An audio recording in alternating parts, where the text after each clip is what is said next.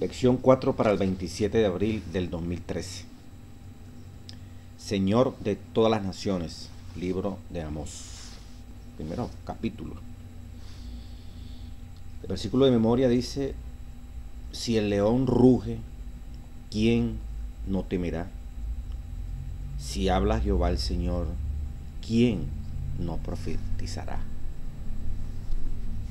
Llamado de Dios, un hablar de Dios, ¿verdad? Que se compara como el de un león. Lo vamos a analizar en la parte ya casi final de la lección. Dice: un león en las escrituras a menudo representa al rey del mundo animal. Su apariencia evoca fortaleza y majestad irresistibles, así como ferocidad y poder destructor. Aun cuando no esté cazando activamente el león, se puede oír al león. Su rugido se oye desde grande distancia. Amós, un pastor, fue enviado a los israelitas para advertirles que él había oído rugir a un león. Y el león no era otro que su Señor. Movido por el Espíritu Santo, el profeta Amós comparó la forma en que Dios habla a las naciones, así como a su pueblo, con el rugido de un león. Como dice Amós 1, 2. Dios dijo: Jehová rugirá desde Sión y dará su voz desde Jerusalén, y los campos de los pastores se enlutarán y se secará la cumbre del Carmelo. Una pavorosa descripción, ¿verdad?, de la manera como Dios está hablando, va a hablar. Amós fue llamado a profetizar a una sociedad que vivía en paz y prosperidad, y a un pueblo privilegiado, religioso. No obstante, este mismo pueblo privilegiado, religioso, próspero, diríamos nosotros, ¿verdad?, dice la introducción de la lección, oprimía a los pobres y permitía negocios deshonestos y corrupción en el tribunal. Oprimía a los pobres, permitía negocios deshonestos y corrupción en el tribunal. Esta semana escucharemos lo que Dios tiene para decir acerca de estos actos despreciables. Vamos a comenzar entonces con el día domingo 21 de abril, lección número 4. Crímenes contra la humanidad. Mandan a leer, lee Amós 1, capítulo 1 y capítulo 2. ¿Por qué Dios advierte que el castigo viene? Hoy en día la gente le repugna oír la palabra castigo. Gracias a Dios que el 2013, abril, el autor utiliza la palabra castigo. Usted lo busca en hebreo y lo busca en griego. Castigo es castigo. Que se busca quizás algún eufemismo, hacer la palabra un poco menos desagradable en esta sociedad posmoderna. Esta sociedad que cada vez quiere dar a entender que Dios no castiga, pues. Y cuando se dice no castiga, Dios no va a hacer nada. Dios paz y amor, y Él es tan amoroso que no va a hacer nada finalmente, pues. Terrible, vamos a ver acá un ratico. Castigo, ¿verdad? Castigo, fuego, azota, calamidades, desastres nacionales. Todo eso Dios lo puede hacer. ¿Entienden? No, es disciplina. Sí, algunas Biblias traducen disciplina, es correcto. Pero le quitan el poder, la esencia de lo que implica esto. Muchas veces se utiliza disciplina como para apartarse de aquel concepto de que Dios es un destructor o está solamente por castigar. Pero una cosa no invalida a la otra. Se ha llegado al extremo de decir que Dios difícilmente puede castigar, pues. O sea, Dios azotar, permitir que alguien se enferme para que tome conciencia, permitir que alguien sea botado en un trabajo para que pueda abrir sus ojos, la muerte de un familiar. La muerte no es problema para Dios, Dios puede resucitar. El trabajo no es problema para Dios, Dios te lo puede dar otra vez. Pero Dios puede meternos en esta prueba, ¿verdad?, por un castigo a nuestra desobediencia, para llamarnos la atención, como un azote para que abramos conciencia. Esto no es lo que venimos estudiando en las lecciones, pues, ¿qué hizo con Dios con Israel y con Judá? Pero repito, en este siglo XXI se quiere minimizar que Dios es fuego consumidor. que Dios es tardo para la ira, tardo, pero no es que no se va a aplicar la ira, que no dará por inocente al malvado. Es misericordioso, si es verdad, es paciente, no se entiende la paciencia de Dios frente a un mundo como está hoy en día, pero no dará por inocente al malvado. El malvado sufrirá las consecuencias del castigo eterno, de la disciplina eterna, que es destrucción eterna. Bueno, dice crímenes contra la humanidad. En este capítulo 1 y 2 de Amós, ¿por qué Dios advierte que el castigo viene? Aquí se habla de, como dice aquí, pues, los primeros 2 capítulos del libro de Amós contienen 7 profecías, o sea, una cantidad de profecías allí, ¿verdad? Vamos a leer ahorita. Las naciones extranjeras no son juzgadas porque son enemigos de Israel, sino por sus violaciones de los principios humanos universales. 2 cosas se destacan en estos castigos que se enumeran a estas naciones. Se destacan en la condenación que hace Amós. ¿Cuáles son las 2 cosas que a Dios le preocupa y le duele? La ausencia de lealtad y la ausencia de misericordia. Y podemos ver entonces en esas ciudades que están allí mencionadas, ¿verdad? En Amós capítulo 1, versículo 3, así ha dicho Jehová, por 3 pecados, viene el castigo sobre Damasco, por 3 pecados de Damasco, y por el 4º no revocaré su castigo. ¿Cuál es el problema de Damasco? Porque trillaron a Galaad con trillos de hierro, fueron crueles al castigar a esta nación llamada Galaad. Prenderé fuego en la casa de Hazael y consumirá los palacios de Ben-Hadad. Mira el castigo. Profecía contra Gaza, Amós 1:6. Vea la forma como Dios a estas naciones, que no era Israel, eran extranjeras, las está juzgando, les está diciendo el pecado y el castigo que han de recibir por la manera como se comportan. No porque fueran enemigas y pelearon contra Israel, entonces Dios va a vengar lo que se le hizo a Israel. No. Es porque Dios tiene en cuenta lo que está pasando en todo el mundo. Y a su debido tiempo el Señor va a actuar, tenga la seguridad, amigo. Profecía contra Gaza, hoy en día ya, la franja de Gaza, ¿se acuerda? Hoy en día estos conflictos que hay con Israel, esa Gaza son los filisteos. Fíjese que sigue la misma lucha. Goliat, el gran filisteo, contra David, allá de Israel. Sigue la misma lucha ancestral, la misma pelea. Los filisteos, ahora haciéndose ya casi con un estado. No tiene nada de malo que haga el estado, pero es la confrontación, un estado ahora para confrontar con Israel. Israel, ¿verdad?, celoso de que se constituya ese estado, por la forma como ese estado puede ser utilizado por todos esos países enemigos que hoy en día, 2013, están asediando al pueblo de Israel. Israel no se queda corto, ¿verdad? Israel también preparado, listo con el apoyo norteamericano y otros países para defenderse, y también en ese celo, ¿verdad?, más que si de izquierda, que si de derecha, no, un celo ancestral, es una lucha allí religiosa profunda, ¿verdad?, donde estos 2 pueblos prácticamente no pueden convivir juntos. Sin embargo, deberían, ¿verdad?, producirse un arreglo allí fuertemente, una negociación fuertemente que permita la existencia de los 2 estados. Pero el odio que hay ancestral hasta hoy en día es imposible, ¿verdad?, esa buena relación que deberán existir como hermanos que son, como herederos de una misma religión, de unos mismos patriarcas, Abraham, Jacob, Isaac, Ismael, ¿verdad?, parte de que dio origen a todos estos árabes, pero que también salen de Abraham. Entonces es una lucha, amigo, hermano. Ahí están los filisteos. ¿Por qué se castiga a los filisteos? Dice Amós, a estos de Gaza, 1:6. Así ha dicho Jehová, por 3 pecados de Gaza y por el 4º no revocaré mi castigo, porque llevó cautivo a todo un pueblo para entregárselo a Edom. Se castiga, ¿verdad?, por no solamente que cautivó un pueblo, lo agarró, sino que se lo entregó a los edomitas, tipos crueles también.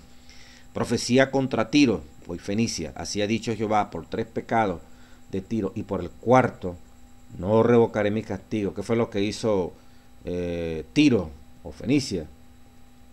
porque entregaron a todo un pueblo cautivo a Edom y no se acordaron del pacto de hermanos. Esto es interesante, ¿verdad? Este pacto de hermanos, o sea, la falta de lealtad. Había un pacto entre hermanos, entre ese pueblo que estaban entregando esta gente de Fenicia. No le importó el pacto de hermanos ni nada, sino que todo lo contrario. Vamos aun cuando se hizo un pacto allí, hermanos, a la hora de la chiquitica, si hay un conflicto, yo te destruyo y te entrego a otro. Entonces Dios dice, prenderé fuego en el muro de Tiro y consumirá sus palacios. Lo mismo, en el caso del castigo a los filisteos, prenderé fuego en el muro de Gaza y consumirá sus palacios. Y destruiré a los moradores de Asdod y a los gobernadores de Ascalón. Palabra de Dios. Dios te molesta lo que hacen las naciones, esa falta de lealtad, esa crueldad. Profecía contra Edom. Adelante ustedes van a ver cuando veamos el libro de Agdía, en la parte del jueves. Los edomitas son descendientes de Esaú. Me dice la parte del jueves, ¿verdad? Los edomitas eran descendientes de Esaú, el hermano de Jacob. Imagínense ustedes. Así ha dicho, profecía contra esta descendencia de Esaú. Así ha dicho Jehová, por 3 pecados de Edom, acuérdese, hermano de Jacob. Y por el 4 no revocaré mi castigo, su castigo, porque persiguió a espada a su hermano, descendencia de Jacob, y violó todo afecto natural, no importó que fueran familia, y en su furor, en su rabia, le ha robado siempre, y perpetuamente ha guardado el rencor. Terrible el rencor entre hermanos, 2 naciones hermanas. Mira, aquí se ven enfrentadas los edomitas, los descendientes de Jacob, contra los descendientes de Saúl, contra los descendientes de Jacob. Lo vamos a profundizar en la parte del jueves.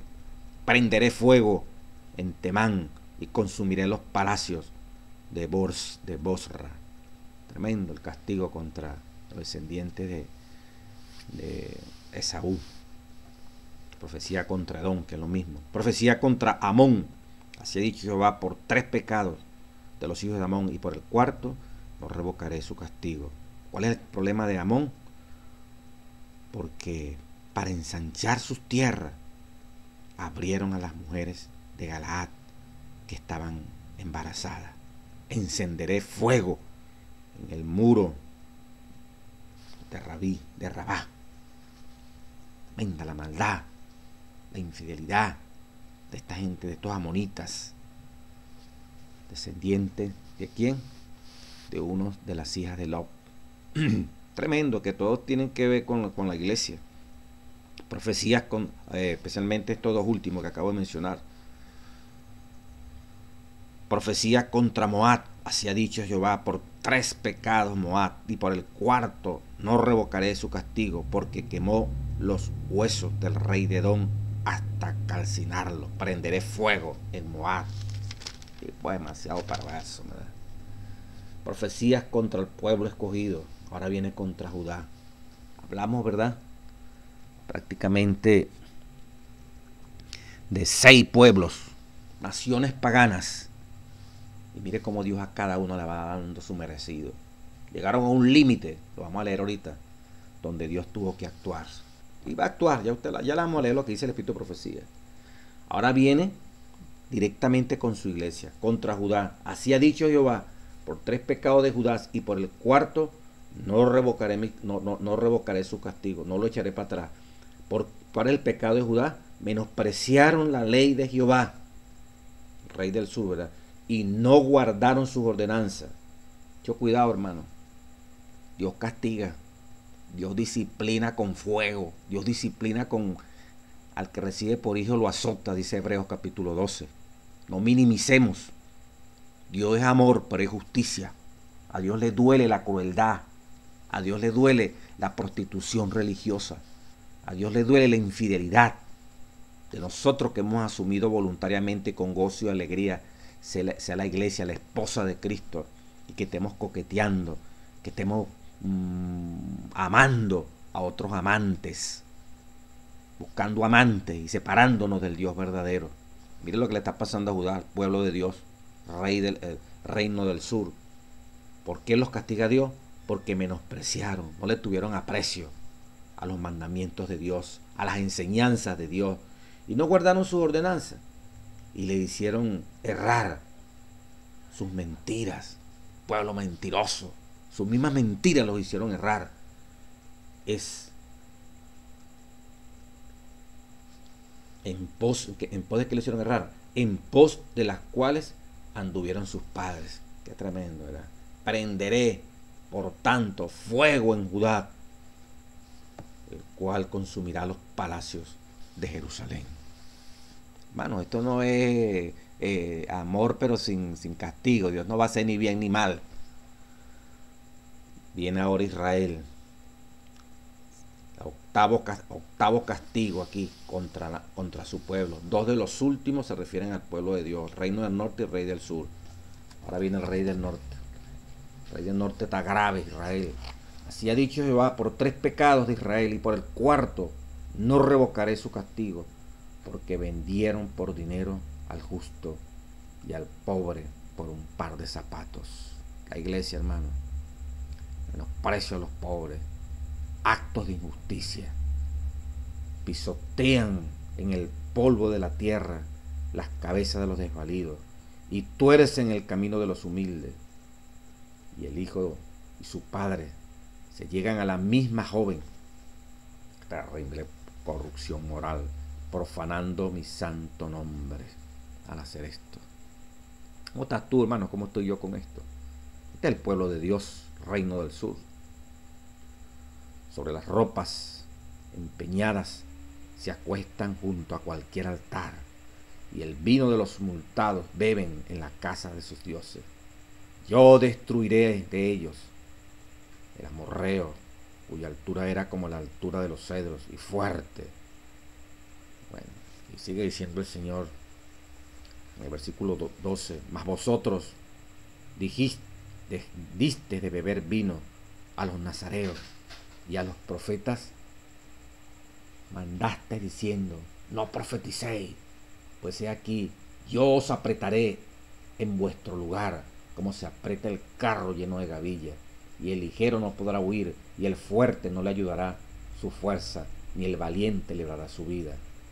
El que maneja el arco no resistirá, ni escapará el ligero de pies, ni el que cabalga en caballo salvará su vida. Capítulo 3, versículo 1 dice: oí esta palabra que ha hablado Jehová contra vosotros, hijos de Israel, contra toda la familia que hice subir de la tierra de Egipto. Andarán dos juntos si no estuvieran de acuerdo. Amós 3:2. Vea la crueldad de este último reino del norte, que recibe castigo de Dios. Es tremendo, hermano. Dios no ignora lo que está pasando en esta humanidad.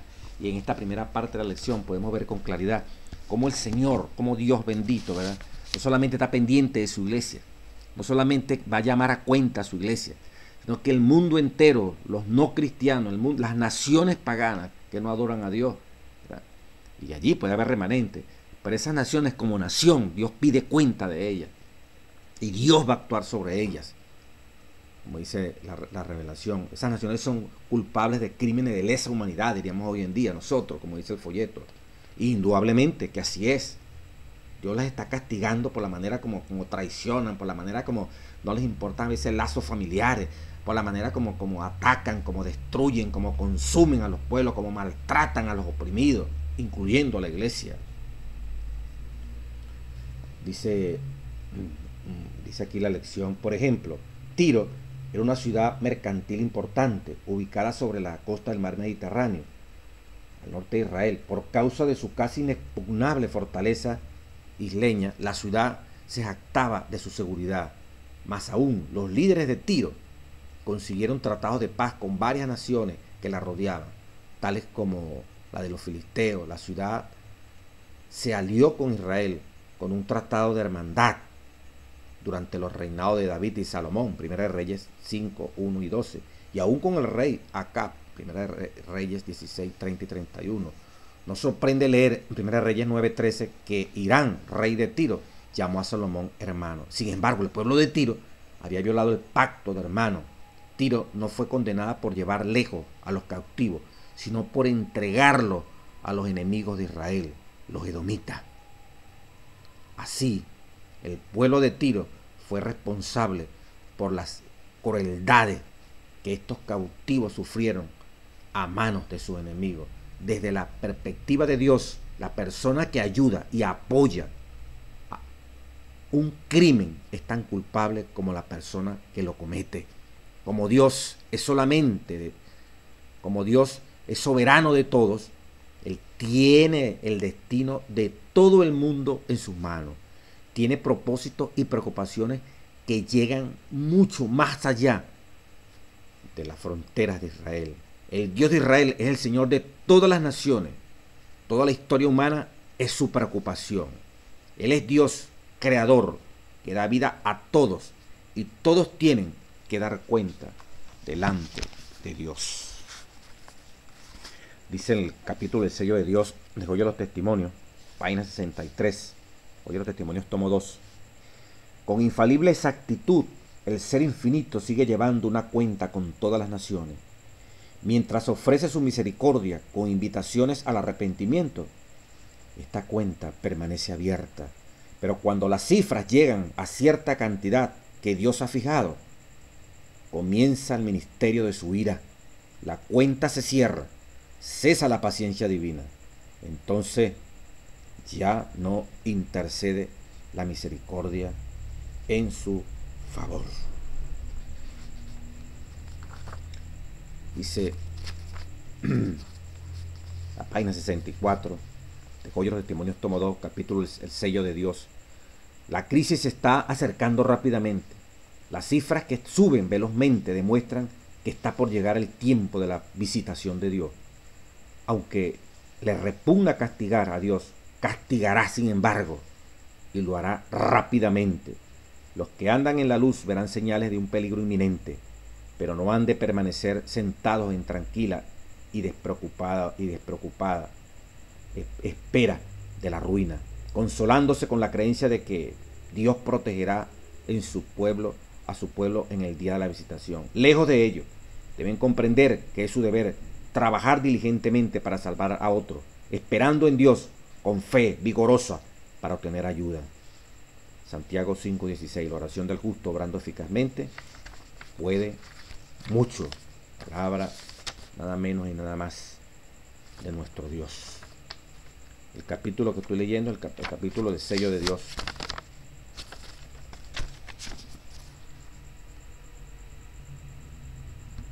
Entonces, hermanos, como acabamos de leer este texto, ¿verdad?, del espíritu de la profecía, vemos con claridad que Dios está pesando las naciones.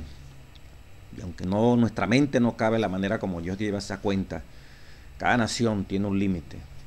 Porque cada presidente de república, Dios le otorga el poder para obrar. Pero Dios también le pide cuenta de ese privilegio tan grande que le ha dado. Y esas naciones que se burlan de los tribunales y quizás creen que van a pasar por inocentes, a veces esta sociedad está tomando conciencia y se busca de una u otra forma que estos pecados crueles que han cometido muchos de esos presidentes que han regido, tiranos, demócratas entre comillas, que se han erigido en el mundo, pero que son culpables de miles de muertes. Hermanos, no solamente en esta tierra rendirán cuenta, sino también cuando venga Dios. Y Dios aquí en esta tierra también sobre ellos les hará caer castigo severo, disciplina severa. Así que un poquito de paciencia, hermano. Este mundo cree que se está saliendo con la suya. Y las naciones, a la medida que se separan de Dios, creen que se la están comiendo, creen que se la saben todas y que pueden descartar a Dios cuantas veces le dé la gana. Pero Dios lleva una cuenta, y cuando llegue esa cuenta, la cuenta que Él considera hasta aquí, llegó el número exacto de soportar las crueldades, las infidelidades, el maltrato a los oprimidos, el aprovecharse de privilegios como presidente, Él comenzará el ministerio de su ira, como lo acabamos de leer. Pacientemente debemos esperar en Jehová y estar obrando en justicia. Está marcando la diferencia en este mundo lleno de exclusión, de diferenciación de los unos con los otros, en estos países, muchos de los países latinoamericanos, donde entra el comunismo, ¿verdad? Luchas de clase, enfrentar, aunque es un odio del pobre resentido, del fracasado contra el rico, y también a veces viendo la opresión de muchos de los ricos, de la gente adinerada. Entonces se enciende un odio terrible en el corazón de los seres humanos, porque no se comparte bien la riqueza, ¿verdad? Y el rico entonces odia al pobre. En esta sociedad timbrada, especialmente cuando se alienta este tipo de lucha de clase, diabólicamente, ¿verdad? Vemos entonces una sociedad llena de que no queremos tolerarnos del uno como el otro. Lo está pasando aquí en este país de Venezuela, una sociedad dividida. Y así el mundo se va dividiendo cada vez como en parcelas que cada vez se separan el uno del otro. Naciones que quieren imponer sus caprichos a su manera. Hoy en día lo dividen que en derecha y en izquierda, como se ven en mi país y en otros países, ¿verdad? Que beben de esa doctrina comunista. El mundo desde antiguo, separado, desde que comenzaron esta ideología, en los derechistas y los izquierdistas. No hay convivencia, no hay negociación, no hay reconciliación, y a la final todos somos hermanos. Es como un odio que el diablo ha inspirado, así como los edomitas con los israelitas, la gente allí de Judá, o los descendientes de Jacob y los descendientes de Saúl. Un odio perpetuo, como le llaman en el libro de Amós. Y las naciones han bebido de ese vino, del furor, de esa gran ramera, y están enfrentadas. Sin embargo, mantienen una alianza en sus propios intereses de preservar el poder e ignorar a Dios en todo lo que implica la dirección de un país y de una nación. Y creen que ellos hacen las leyes y que pueden hacer con las leyes lo que ellos quieran, pero hay un Dios que está en el cielo mirando desde arriba, mirando lo que hace cada funcionario público, lo que hace cada gobernante, lo que hace cada príncipe en la terminología del Antiguo Testamento, y de cada rey. Y el Señor llamará cuenta, así como llama cuenta a su iglesia, no hace excepción. Termina con Judá e Israel. O sea, Dios, la injusticia no tiene color ni tiene nombre. No como a veces en este país hay justicia socialista y justicia capitalista. No, la justicia, el robo es robo en cualquier parte. Deshonrar a padre y madre es violación del mandamiento en cualquier parte del planeta. Aquí no, la justicia no tiene tintes. La justicia tiene que ser imparcial, y por eso Dios castiga severamente, disciplina con fuego, ¿verdad?, a estas naciones, no porque fueran enemigas de Israel, sino por su crueldad, por su deslealtad, por su falta de misericordia, por esos crímenes de lesa humanidad. ¿Cómo es posible que dañaban el vientre de las mujeres encintas como castigo a pueblos que eran tomados? Esos pueblos que eran tomados como Galaad, ¿verdad?, eran tomados como para engrandecer sus reinos, engrandecer sus dominios. Vemos el castigo que se le hacía a los amonitas, ¿verdad?, para ensanchar sus tierras, dice Amós 1:13. ¿Qué hacían? Para ensanchar sus tierras, abrieron a las mujeres de Galaad que estaban encintas. Mire esa crueldad tan horrible. Y así eran los edomitas, parecidos con la descendencia de Jacob. O sea, un odio perpetuo, como dice aquí, ¿verdad? Perpetuamente guardaba rencor. En Amós 1:11. Esos edomitas eran la descendencia de Jacob, de Esaú. Un odio perpetuo hacia su descendiente, hacia su propia sangre, su hermano Jacob. Un rencor que nunca se apagó. Entonces, en nombre de su poderío, oprimían, dañaban. Hermano, estas naciones que se independizaron de Dios, no por eso Dios dejó de mirarlas y de tomarlas en cuenta como hoy en día. Dios tiene un tiempo perfecto, y a su debido tiempo estas naciones opresoras recibirán el castigo del Señor. Pero se requiere de una iglesia fiel, de una iglesia que en el mundo entero, usted que me está oyendo allí donde esté, clamemos a Dios, ¿verdad?, porque el Señor anda buscando esos justos para derramar bendiciones, para que la nación se beneficie de las bendiciones que se derraman sobre esos justos. El mundo todavía subsiste porque todavía hay hombres fieles y mujeres fieles en el planeta Tierra. Pero cuando cuando esto realmente llega a su fin, cuando ya el número de fieles quede marcado y seleccionado, y ya no se puede hacer más nada, porque no, ya la sociedad no da más fieles, el Señor sellará a esos fieles y vendrán los juicios de Dios, como aparecen en las 7 plagas del Apocalipsis. Pero el Señor todavía retiene su castigo, su ira está allí en muchas naciones aguantada, porque la cuenta no ha llegado de la copa, que, como dice, ya la copa rebosante. Muchas naciones están a punto de rebosar la copa de la maldad. Y el Señor actuará, como lo leímos hoy en los testimonios. Así que, hermanos y amigos, un poquito de paciencia.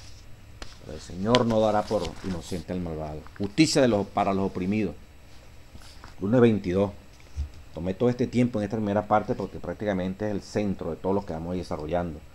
El juicio universal de Dios es una de las enseñanzas centrales que encontramos en Amós. Al comienzo de su libro, el profeta anuncia el juicio de Dios sobre varios de los vecinos de Israel, lo vimos ahorita, por causa de los crímenes contra la humanidad. Pero declara que Dios también juzgará a Israel. La ira de Dios iba dirigida no solamente contra las naciones, sino también contra el pueblo que él había escogido. Judá había rechazado la palabra de Dios y no había guardado sus instrucciones. ¿Cómo estamos nosotros, hermanos? No nos vamos a escapar. Si no guardamos sus instrucciones, si menospreciamos los mandamientos de Dios, simplemente sí amamos a Dios y amamos al prójimo.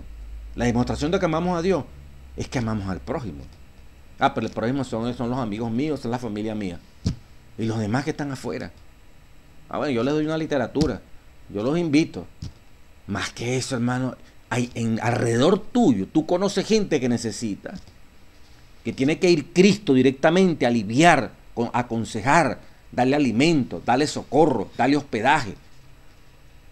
Construir instituciones, una casa que sirva de refugio, de ayuda, de fortaleza, una casa de influencia, como lo plantea el presidente mundial T. Wilson, que debe hacerse en Nueva York. Miren usted en Nueva York, como yo en Hawaii, el mensaje de salud allí, casas de influencia, lugares donde podamos atraer a la gente y mostrarle, servirle el método de Cristo para ganar su confianza, para simpatizar con ellos. Ese es el método de Cristo. Entonces, no hacer eso es menospreciar su enseñanza. Bueno, Judá aquí está cobrando, le pasó la factura. Esta indiferencia tremenda tenía un límite, ¿verdad? También agotó el número de las cosas que Dios iba a aguantar. Pero Amós trató con Israel mucho más que con Judá, porque quebrantó Israel el pacto de Dios y cometió muchos pecados. La prosperidad económica de Israel, rey del norte, y la estabilidad política de Israel llevaron al deterioro espiritual, y esto se mostró en la injusticia social. El pecado grande de Israel era la injusticia social. Estamos leyendo el folleto, la lunes 22. En Israel, los ricos explotaban a los pobres y los poderosos a los débiles. Los ricos se interesaban solo en sí mismos y sus ganancias personales, obtenidas a expensas de los pobres. No ha cambiado mucho desde entonces, ¿verdad? Dice el autor del folleto. Estamos hablando de la iglesia, no estamos hablando de la sociedad, estamos hablando de la iglesia, de Israel. El rico indiferente, la persona que tiene privilegios, los que tienen poderes para ellos, su familia, su grupito, para los que piensan como ellos, aun cuando el pensamiento es único, es colectivo.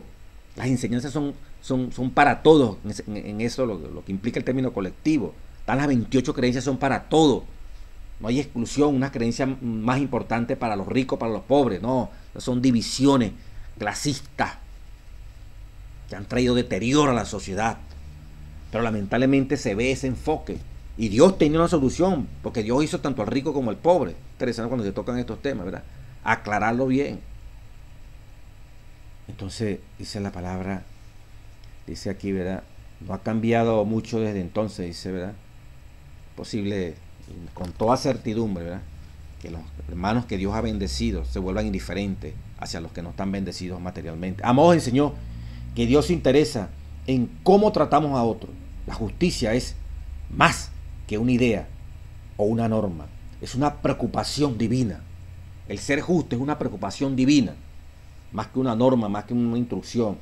El profeta advirtió que las casas de piedra de Israel, los muebles con incrustaciones de marfil, los alimentos y las bebidas de alta calidad, así como las mejores lociones para el cuerpo, todo sería destruido. Amós 3:15 puede leerlo. O sea, porque no se justificaba, ¿verdad? Que teniendo yo una responsabilidad con el prójimo, prefirieran gastar y gastar en ellos mismos. Eran libres de hacerlo, es el libre albedrío, pero tenían un pacto con Dios, que implicaba un pacto con sus hermanos. No es que usted no pueda tener su casa bien arregladita, bien acomodadita, ¿verdad? Pero usted también piensa en los demás. Y parte de sus ingresos y mis ingresos es para aquellos que no tienen el privilegio que usted y yo y tenemos. Y si todos los que tenemos trabajo y todos los que Dios nos ha bendecido con tener recursos económicos porque tenemos un empleo, nos uniésemos, ¿verdad? En dar los diezmos, ¿okay? Y dar las ofrendas, y que esas ofrendas fueran generosas. Y más allá de esa ofrenda, más allá de la ofrenda, tener la sensibilidad de compartir para que juntos como iglesia en forma corporativa, en el lugarcito donde usted esté, yo esté, poder ministrar, poder servirle a los seres humanos, las cosas serían diferentes. Pero esta gente se aisló en sus palacios, en sus grandes quintas, en sus grandes casas, en sus incrustaciones de marfil, en despifarrar dinero y recursos, ¿verdad? Para hacer la buena vida aquí en esta tierra. Olvidando, mira la palabra que digo, olvidando, menospreciando, ¿verdad? Que también ellos deberían compartir esos recursos que tenían, no obligados, sino por amor a esas criaturas que son sus propios hermanos. Lo ignoraron. Dios dice, yo no les voy a justificar esa actitud que están tomando. Por eso Isaías 58, ¿verdad? Verdadero ayuno. La Biblia enseña claramente que la justicia social debería ser un producto natural del Evangelio. ¿Cuánto cuesta que esto sea natural? A medida que el Espíritu Santo, oiga esto, a medida que el Espíritu Santo nos hace más semejante a Jesús, a medida que decimos que estamos experimentando un redimiento y una reforma, en la medida que nosotros estamos más cerca de Jesús, en la medida que somos más religiosos, en la medida que realmente las madrugadas cuando muchos se paran, ¿verdad? En la medida en que leemos, practicamos las enseñanzas de Dios y no perdemos un culto y estamos en conferencia, el fruto de que realmente estamos siendo tocados por el Espíritu Santo, estamos recibiendo la unción del Espíritu Santo. Aquí lo dice, mire. Aquí lo dice. A medida que el Espíritu Santo nos hace más semejante a Jesús, aprendemos a compartir las preocupaciones de Dios. La manera como Dios está preocupado, lo vamos a sentir en la medida que estamos conectados profundamente con Jesús. No puede ser posible que yo me sienta robado, ahí sí tengo el Espíritu Santo, soy de Dios, y ay, qué hombre hermoso Dios, ¿verdad? Y nadie come de mí porque soy un tremendo egoísta. Y son contados los que disfrutan de las bendiciones que Dios me ha dado.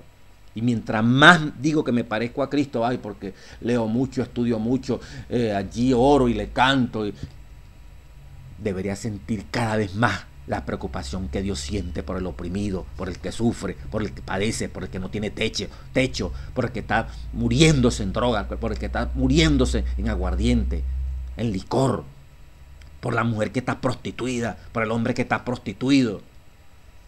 La preocupación que siente Dios por esos pecadores para que se conviertan. Bueno, si tú eres espiritual, si tú realmente y yo nos estamos pareciendo y el Espíritu Santo está transformándonos a la imagen y semejanza de Cristo Jesús, eso se ve como producto natural, tener el sufrimiento de Dios por la raza humana. Tú lo vas a sentir, yo lo debo sentir, no como una imposición, no como una regla, no como algo que hay que cumplir, como un formalismo. Es que si tú tienes a Dios, tú eres como Dios, yo soy como Dios. Y te debe doler la crueldad que está pasando en esta tierra, el sufrimiento que el planeta está experimentando. Por eso dice Joya de los Testimonios, tomo 2. Dice Joya de los Testimonios, tomo 2, el mismo capítulo del sellamiento, página 64. Joya de los Testimonios, tomo 2, el sello de Dios. La levadura de la piedad no ha perdido todo su poder. En el tiempo en que son mayor el peligro y la depresión de la iglesia, el pequeño grupo que se mantiene en la luz estará suspirando, mire, los fieles, y clamando por las abominaciones que se cometen en la tierra. Tremendo, ¿verdad? Nos preocupa lo que está pasando en el mundo entero.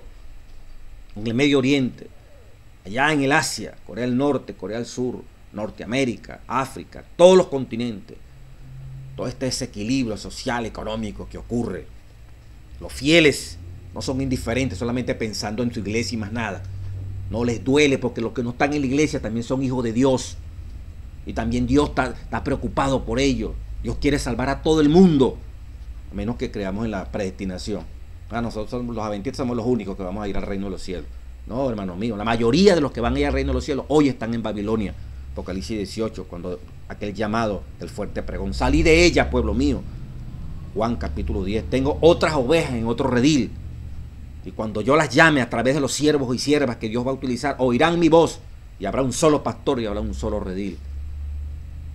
Entonces, los siervos de Dios, los que van a tener morada, los que van a vivir con Cristo allá en el reino de los cielos, suspiran, como dice aquí, y clamando, dice, estarán suspirando y clamando por las abominaciones que se cometen en la tierra. Tienen el mismo sentir de Dios. Dios sufría al ver estos pueblos que no eran enemigos de Israel directamente. Lo está castigando por la manera como han usado el poder que Dios les ha dado para gobernar, por la crueldad que ellos han hecho. Les preocupaba a las naciones y les preocupaba también a su pueblo. Esa es tu experiencia, esa es mi experiencia. Si tenemos a Dios, tenemos que ser como Dios. Efesios 5:1. Sé pues imitadores de Dios. Estamos imitando a Dios. Tenemos el sentir de Dios. Aquí lo dice. Los fieles están suspirando y clamando por las abominaciones que se cometen en la tierra, por sus oraciones.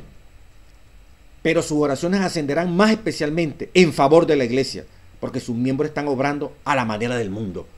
Pero su mayor preocupación, ¿verdad?, parte del sufrimiento por lo que está pasando afuera, es porque los de adentro, el Israel y Judá, estamos obrando como las naciones paganas. No serán vanas las oraciones de estos pocos fieles cuando el Señor salga como vengador. Vendrá también como protector de todos aquellos que hayan conservado la fe en su pureza y se hayan mantenido sin mancha del mundo. Será entonces el tiempo en que Dios prometió vengar a sus escogidos que claman día y noche, aunque sea longánimes con ellos. Aquellos que no sienten, dice la página 65, aquellos que no sienten pesar por su propia decadencia espiritual, ni lloran sobre los pecados ajenos, quedarán sin el sello de Dios. Hoy los testimonios, tomo 2. Palabra de nuestro Dios. Justicia, ¿verdad? Horrible esto. El peligro de los privilegios, el día martes. La intención del mensaje profético, dice el folleto de Amós, no era que se limitara la situación de Israel, sino que se expandiera más allá de Israel y de Judá. En el Antiguo Testamento Israel tenía un derecho especial, pero no exclusivo, sobre Dios. En Amós 3, 1 y 2, el Señor dice: a vosotros solamente he conocido de todas las naciones de la tierra. Qué privilegio Dios le dio, ¿verdad?, a Israel. Oí esta palabra que ha hablado Jehová, Amós 3:1, contra vosotros, hijos de Israel, contra toda la familia que hice subir de la tierra de Egipto. Dice así: a vosotros solamente he conocido de todas las familias de la tierra, por tanto os castigaré por todas vuestras maldades. Dios los escogió. De todas las naciones, hermano, tú y yo hemos sido escogidos para pertenecer a un pueblo especial, a una iglesia única que Dios ha levantado, que lleva el estandarte de la verdad, que predica los mandamientos de Dios, que tiene el espíritu de profecía. La iglesia adventista el séptimo día, no hay otra. Y a ella vendrán todos los fieles a su debido tiempo cuando oigan la voz del pastor. Porque ¿qué es lo que proclama la iglesia adventista? Lealtad a Dios, íntegra como está revelada en el Antiguo y en el Nuevo Testamento. Lealtad a Dios en una sola palabra, pues, en guardar esos mandamientos de Dios, incluyendo el séptimo día, sábado de reposo. ¿Qué es lo que pide Dios? ¿Verdad? Que si lo amamos a Él, amemos al prójimo.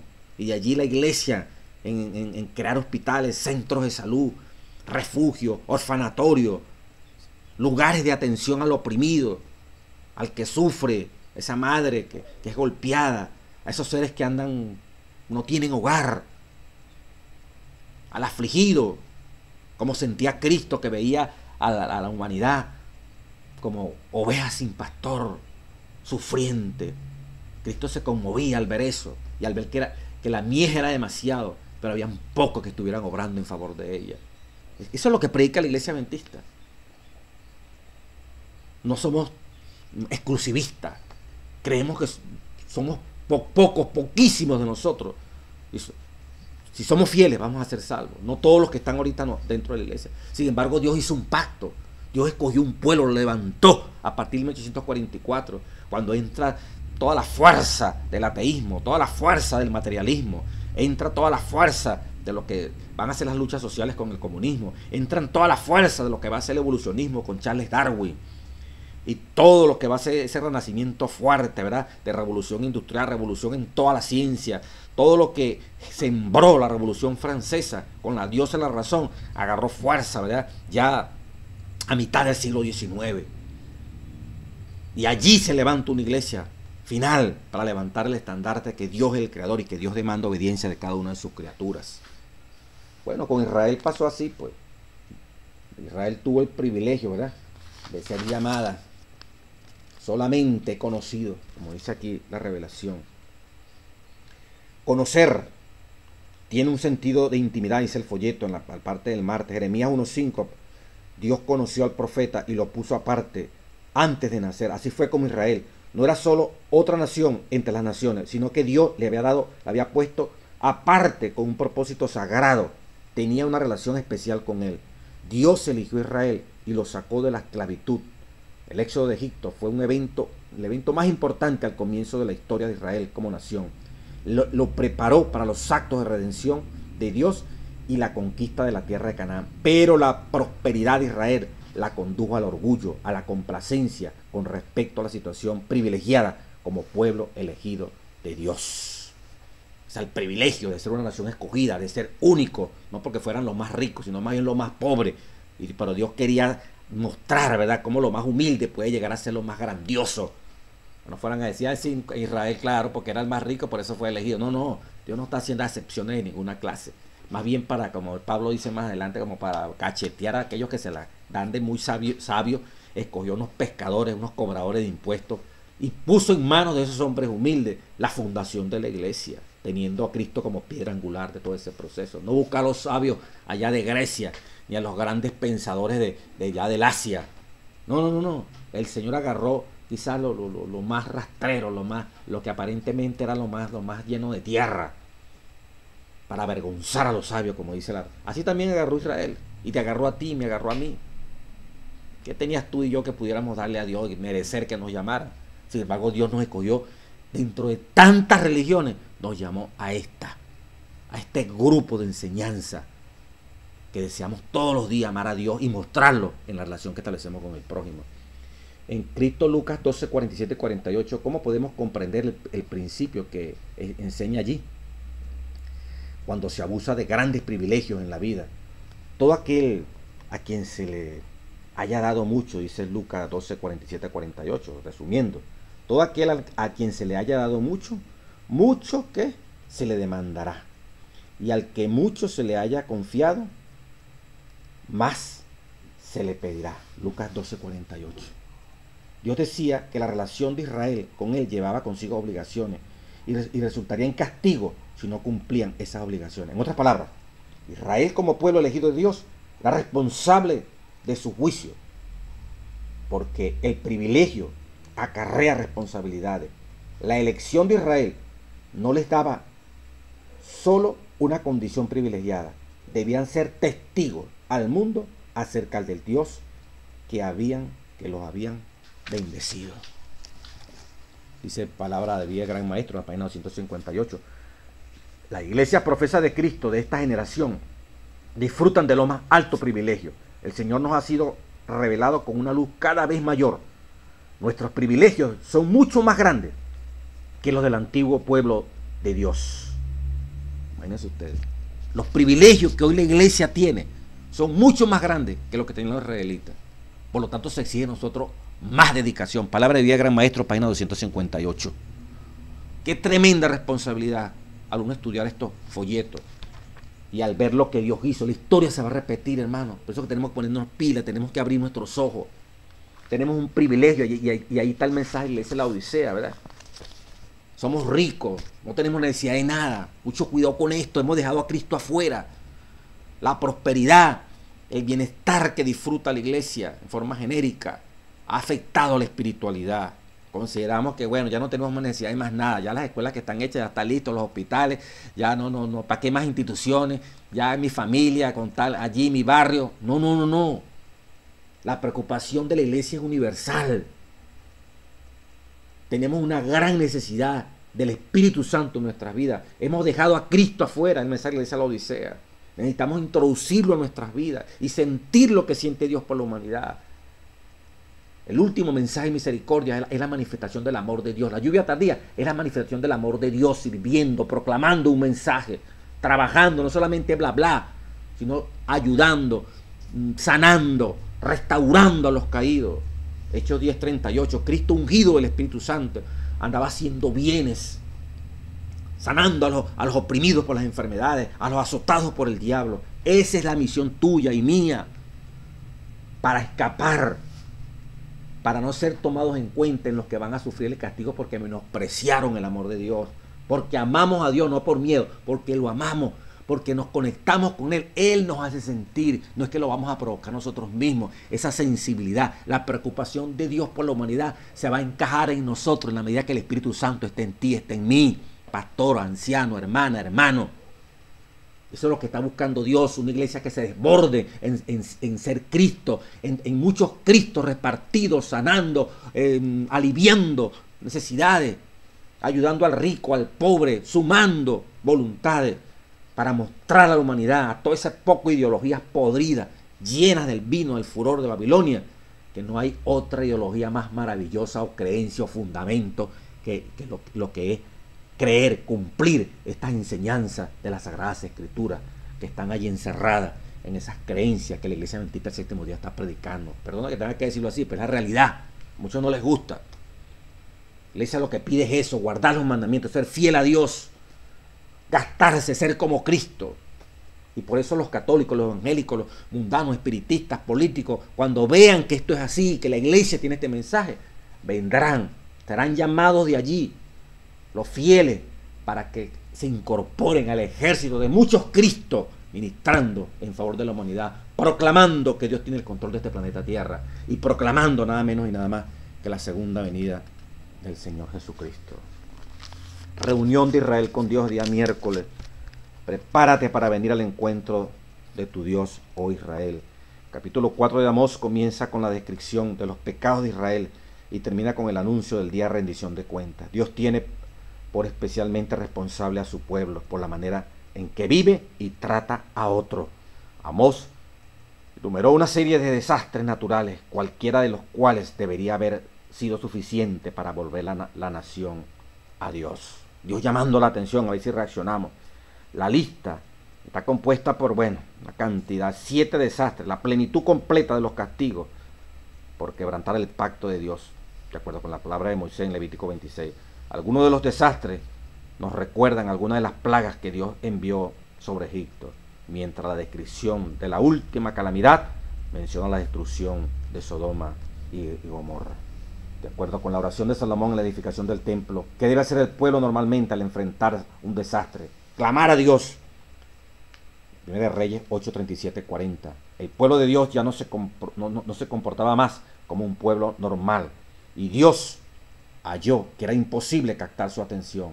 Además, los juicios de Dios habían resultado en un endurecimiento del corazón del pueblo. En vez de ablandarle el corazón, le pusieron más duro. El mismo, es como el faraón, pues. Los juicios caían para ablandarle el corazón. Entonces los juicios mismos de Dios endurecían el corazón del faraón. Como el pueblo no volvió a Dios, Amós presentó una última oportunidad de arrepentimiento. El juicio final era inminente, pero Amós no especificó cómo sería el castigo. La perturbadora incertidumbre en las palabras de Amós hizo que la amenaza de juicio fuera aún más siniestra. Israel no había buscado a Dios, así que Dios sale a encontrarse con Israel. Si falla el castigo, ¿podrá salvarlo un encuentro con Dios? Miren ustedes, ahora No bastó el castigo, ahora se sale al encuentro. 4:12 comienza con las palabras: de esta manera te haré a ti, de esta manera te haré a ti, que es un eco de una fórmula tradicional de juramento, dice el folleto. Esta solemne declaración pide una respuesta de Israel, de prepararse para encontrarse con su Dios, como sucedió antes de la aparición allá en el Sinaí. Y se lee cuidadosamente Amós 4:12 y 13. Si de repente escucharas la advertencia: prepárate para encontrarte con tu Dios, o ponga el nombre suyo, en caso mío, Luis Enrique. Dice aquí, ¿qué responderíamos? ¿Cuál sería nuestra respuesta ante ese llamado de Dios? Amós, como dice aquí la revelación, ¿verdad? En ese 4:12. Por tanto, de esta manera te haré a ti, oh Israel, y porque te he de hacer esto, prepárate para venir al encuentro de tu Dios, oh Israel. Porque aquí el que forma los montes y crea el viento y anuncia al hombre su pensamiento, el que hace de las tinieblas mañana y pasa sobre las alturas de la tierra, Jehová Dios de los ejércitos, es su nombre. El capítulo 5 arranca: oíd esta palabra que yo levanto para lamentación sobre vosotros, casa de Israel. El llamado de amor de Dios. Reaccionen. Y finalmente, aquí mandan a leer el libro de Abdías, el orgullo que conduce a la caída. Abdías es un libro el más breve del Antiguo Testamento e informa de la visión profética del juicio de Dios sobre la tierra de Edom. El mensaje del libro se concentra en 3 problemas: la arrogancia de Edom, la próxima humillación de Edom y la violencia de Edom contra Judá. Los edomitas eran los descendientes de Saúl, el hermano de Jacob. La hostilidad entre los israelitas y los edomitas retrocede a las peleas familiares entre aquellos mellizos, quienes más tarde fueron padres de 2 naciones. Así los israelitas recibieron de Dios la orden: no aborrecerás al edomita, porque es tu hermano. Deuteronomio 23:7. A pesar de esto, la hostilidad de las peleas entre las 2 naciones siguieron durante siglos. Cuando Babilonia destruyó a Jerusalén y llevó cautivo a sus ciudadanos, los edomitas, que eran hermanos de los descendientes de Jacob, representados aquí por Jerusalén, los edomitas no solo se regocijaron cuando fueron hechos presos sus hermanos, ¿verdad?, de Jerusalén y Judá, de Jerusalén, sino también despojaron a los israelitas al huir y también ayudaron a saquear a Jerusalén. Salmo 137:7. Mire el odio de hermano. Cuando Babilonia lleva cautivo a la gente de Jerusalén, los edomitas celebraron que castigaran a su propio hermano. Bueno, los descendientes de Saúl celebraron que los descendientes de Jacob fueran llevados cautivos. No solamente que fueran llevados cautivos, sino que ellos mismos contribuyeron a despojarlos, a saquearlos. Por esta razón el profeta Abdías advirtió que Edom sería castigado con su propia norma. Como tú hiciste, se hará contigo, dijo el libro de Abdías. Los edomitas no se portaron como hermanos hacia el pueblo de Judá en su peor hora, sino más bien se unieron a las fuerzas enemigas. Lamentaciones 4:21-22. Qué triste, ¿verdad? El odio de hermanos. Dios no lo podía pasar por alto y por eso actuó también sobre los edomitas. Con la misma vara que midieron, serían medidos. Terrible, ¿verdad? Al ver a Jerusalén llevada cautiva por Babilonia, sus propios hermanos, su descendencia, su carne, su sangre, se gozaban de que fueran maltratados sus hermanos. Por eso decía el libro de Amós, ¿verdad?, un rencor perpetuo. Todavía está allí esa simiente diabólica de la misma iglesia, como el diablo, ¿verdad?, ha utilizado a los seres humanos y especialmente a los que estamos metidos en esta causa bendita. Hermanos, abramos nuestros ojos. Dios está al frente. Dios no va a dar por inocente al malvado y todas las naciones van a rendirle cuenta a Dios, pero muy especialmente el pueblo de Dios. Abramos nuestros ojos, oremos a Dios, clamemos a Dios, como decía la lección anterior. Los sacerdotes, los ancianos, llamemos ayuno y oración. La situación está difícil en este mundo.